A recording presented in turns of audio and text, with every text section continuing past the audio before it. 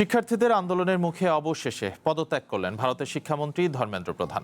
শনিবার দুপুরে সামাজিক মাধ্যমে এক পোস্টে এই ঘোষণা দেন তিনি। এরই মধ্যে মোদির কাছে পদত্যাগপত্র পাঠিয়েছেন তিনি।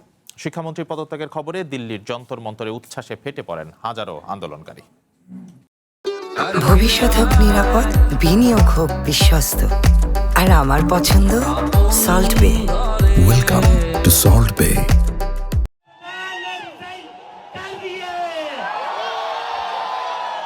অবশেষে তেলাপোকাদের জয়। ভারতের শিক্ষামন্ত্রীর পদত্যাগে সরকারকে দেওয়া ২৪ ঘন্টার আলটিমেটাম শেষের আগেই প্রথম দাবি আদায় করে নিলেন ককরোচ পার্টি। শিক্ষামন্ত্রীর পদত্যাগের খবরে দিল্লির যন্তর মন্তরে উচ্ছ্বাসে ফেটে পড়েন হাজারো আন্দোলনকারী। শনিবার দুপুরে সামাজিক মাধ্যমে পদত্যাগের বিষয়টি নিজেই নিশ্চিত করেন ধর্মেন্দ্র প্রধান। জানান, গত ১০ দিনের ঘটনায় তিনি দুঃখিত। লিখেছেন, দেশের ঐক্য যাতে অটুট থাকে, কোনো শিক্ষার্থী যাতে আইনি জটিলতায় না পড়ে, আমাদের সন্তানেরা যাতে ক্যারিয়ারে মনোনিবেশ করতে পারে, সে কথা বিবেচনা করেই আমি পদত্যাগপত্র পাঠিয়ে দিয়েছি।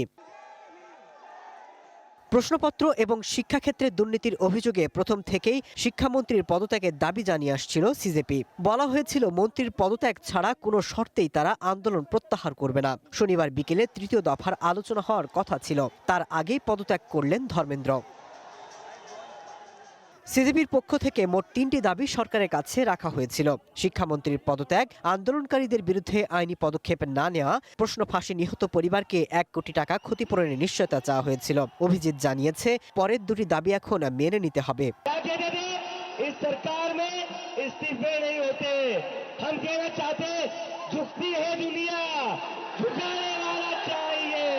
মেডিকেল ভর্তি পরীক্ষায় প্রশ্নপত্র ফাঁস এবং শিক্ষাক্ষেত্রে দুর্নীতির প্রতিবাদে এবং শিক্ষামন্ত্রী ধর্মেন্দ্র প্রধানের পদত্যাগের দাবিতে ১ মাসের বেশি সময় ধরে নয়াদিল্লির যন্তর মন্ত্রে অবস্থান করে আসছিলেন শিক্ষার্থীরা। অবশেষে শিক্ষামন্ত্রীর পদত্যাগ মোদী সরকারের জন্য বড় ধাক্কা বলে মনে করছেন অনেকে। Masud Rana, one international desk.